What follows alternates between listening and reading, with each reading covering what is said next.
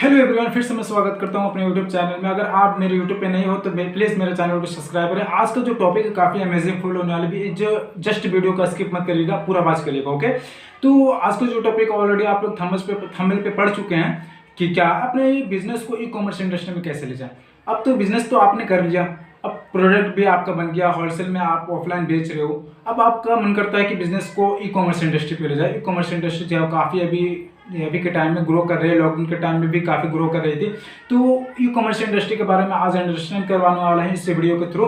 तो please video को skip मत करिएगा, पूरा वॉच करिएगा। ओके, अब आता हूँ कि आपका तो प्रोडक्ट रेडी है, अब उसके मार्केट प्लेस में ई कॉमर्स इंडस्ट्री में उसको आप सेल करना चाहते हो, उससे पैसा कमाना चाहते हो, तो कैसे ई कॉमर्स इंडस्ट्री पे आप सेल करोगे। ओके, तो उसी के रिगार्डिंग आज वीडियो बनाने वाला हूँ, तो काफ़ी अमेजिंग है।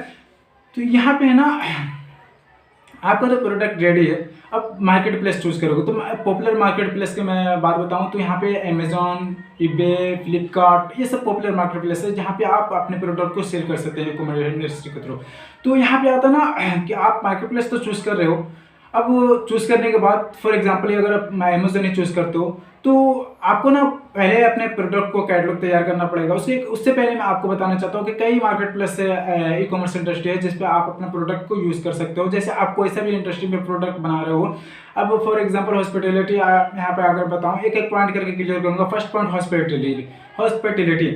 तो इसमें कौन कौन सी इंडस्ट्री आती है, इसमें जो आती है आपका, मैं फर्स्ट जो होती है आपका ये हॉस्पिटलिटी में ओयो आ गया आपका, तो यात्रा आ गया, ये सब जो होती है हॉस्पिटलिटी पॉइंट में आते हैं। जो आपको अगर उस टाइप का प्रोडक्ट है तो वहाँ पे आप यूज़ कर सकते हैं। दूसरा आता है कि आप इलेक्ट्रिसिटी अमेजोन हो गया आपका, तो ये सब है ना इलेक्ट्रिसिटी है, इसमें ये मतलब इलेक्ट्रिक का अगर कोई प्रोडक्ट बना रहे हो तो उसमें आप ई कॉमर्स इंडस्ट्री में सेल कर सकते हो। अब तीसरा पॉइंट आता है कि ट्रेवल यात्रा। ट्रेवल जो है वो कौन सा ई कॉमर्स इंडस्ट्री पे हम यूज़ कर सकते हैं। तो ट्रेवल का यूज़ करने के लिए आपको रेड बस है, यात्रा, तो ये सब चीज़ें पे आप यूज़ कर सकते हैं। तो ऐसे ही ना काफ़ी ऐसा प्लेटफॉर्म है जो आप कोई सा भी प्रोडक्ट हो उसके अकॉर्डिंग आप अपना प्रोडक्ट को यूज़ करके और ई कॉमर्स इंडस्ट्री पे सेल कर सकते हो। तो यहाँ पे बात आता है ना कि प्रोडक्ट तो मैं बना लिया, अब उसको ई कॉमर्स इंडस्ट्री पे ले जाना। तो सबसे पहले पॉइंट आपको ध्यान में रखना पड़ेगा कि आप जो ई कॉमर्स इंडस्ट्री को चूज़ कर रहे हो तो क्या वो जो ई कॉमर्स इंडस्ट्री है आपके लिए, आपका प्रोडक्ट के लिए सूटेबल है कि नहीं है।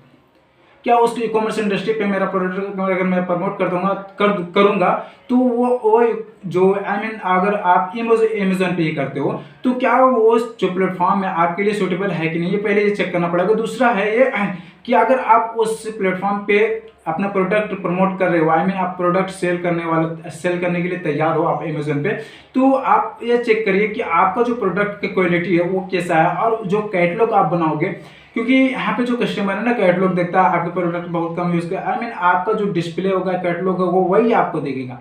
यहाँ पे आपका जो प्रोडक्ट है उसका कैटलॉग हैवी होना चाहिए, तभी आपका कस्टमर वहाँ से परचेस करेगा। तीसरा पॉइंट है कि आप जो कैटलॉग भी बना दिए तो ये आपको देखना है कि जिस प्लेटफॉर्म पे आप यूज़ कर रहे हो अपना प्रोडक्ट, तो उस प्लेटफॉर्म को जो ओनर आपको सपोर्ट कर रहा है या नहीं कर रहा ना। एक होता है ना कि सपोर्ट अगर नहीं करता तो फिर आपका प्रोडक्ट काफ़ी लॉस में चला जाता है, आप वहाँ से काफ़ी मतलब बेनिफिट कमाने जाते हो और लॉस कमा के चला आते हो। तो ये आपको देखना जरूरी है कि वहाँ से मेरे को बेनिफिट होने वाला है या नहीं होने वाला है। क्या आपको उस कोई प्लेटफॉर्म का जो ऑनर है आपको सपोर्ट कर रहा है नहीं, आपका जो प्रोडक्ट है उसका डिस्काउंट दे रहा है कि नहीं दे रहा, आपका जो प्रोडक्ट है उसका डिस्प्ले एक बना के दे रहा है भी नहीं दे रहा, आपका जो प्रोडक्ट है उसको फर्स्ट पेज पे ला रहा है या नहीं ला रहा, ये भी चीज़ें आपको देखना जरूरी है। तीसरा पॉइंट आती है कि आप तो प्रोडक्ट ई कॉमर्स इंडस्ट्री पे ले जाना चाहते हो, लेकर भी चले गए, आप कोई सा सूटेबल है प्लेटफॉर्म था वो भी चूज कर लिया आपके, मेरे को यहाँ पे प्रोडक्ट सेल करना। अब यहाँ पे आ गया ना कि प्रोडक्ट का जो शिपिंग होगा वो लॉजिस्टिक करेगा या फिर मैं खुद करूँगा। तो ये सबसे पहले कंफर्म करना चाहिए इंसान को अगर ई कॉमर्स इंडस्ट्री पर जाता है, तो वो कि जो मेरा प्रोडक्ट का शिपिंग होगा वो मैं करूँगा या फिर लॉजिस्टिक करेगा। अगर मैं करता हूँ तो उसमें कितना बेनिफिट होता है, अगर लॉजिस्टिक करके देता है तो उसमें क्या बेनिफिट होता है, उसके अकॉर्डिंग आपको एक अंदाजा लगाना पड़ेगा एंड उसके अकॉर्डिंग ही आपको अपना प्रोडक्ट को प्रमोट करना पड़ेगा। एंड आपका आता है ना कि ये सब तो कर लिया है ना। अब अगला पॉइंट आता है कि अब मतलब मेरा प्रोडक्ट भी आप वहाँ पे ई कॉमर्स इंडस्ट्री पे चल रहा है और अच्छी खासी रनिंग भी प्रोडक्ट का जो रिटर्न है वो ROI जो है वो मेरे को अच्छा खासा मिल रहा है। अब ये चेक करना है कि ये जो कस्टमर मैं प्रोडक्ट दे रहा हूँ उस प्लेटफॉर्म पे, तो उस प्लेटफॉर्म का जो रिटर्न मेरे को मिल रहा है तो पैसा जो है कैश है या नहीं है। यहाँ पे कैश कई ऐसा सिस्टम होता है कि कैश नहीं मिल पाता, तो वहाँ पे से आपका बिजनेस काफी लो चला जाता है एंड आपका बिजनेस सही नहीं पड़ता, क्यों? बिकॉज यहाँ पे ना कैश का धंधा ही है जो आपको ऊपर ले जा सकता है। अगर कैश नहीं है तो कैश, अगर धंधे में कैश नहीं तो फिर धंधे में मजा नहीं। तो यही बात है कि कैश अगर होगा तभी आपका धंधा अगर ग्रो होगा, नहीं अगर कैसे नहीं तो धंधा अगर ग्रो नहीं होगा एंड आपका धंधा स्लो मोशन में चलेगा।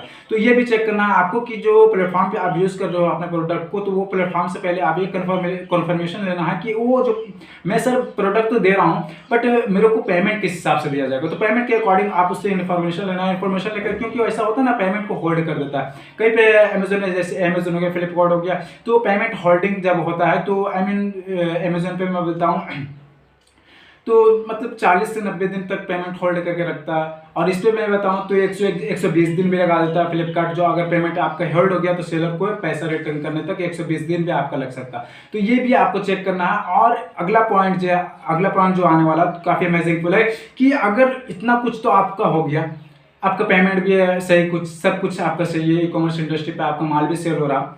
अब यहाँ पे आपको चेक करना है क्या जो मेरा जो माल है वो रिटर्न जो कस्टमर करता है, तो रिटर्न का जो बेनिफिट होता है एंड नुकसान होता है, तो मतलब जो ऑनर है वो कुछ सह भी रहा है या नहीं सह रहा है। ऐसा एक होता है ना कि मैं जो प्रोडक्ट है मैं दे दिया ऑनलाइन पे, अब वो प्रोडक्ट कस्टमर रिटर्न कर दिया और मेरे पैसे दे दिया लाकर, और पैसा से मेरे से चार्ज कर दिया पैसा, वो मतलब अपना नुकसान नहीं सहा। तो ये भी चेक करना है कि क्या मेरा जो प्रोडक्ट के साथ साथ वो कस्टमर नुकसान सह रहा है या नहीं सह रहा।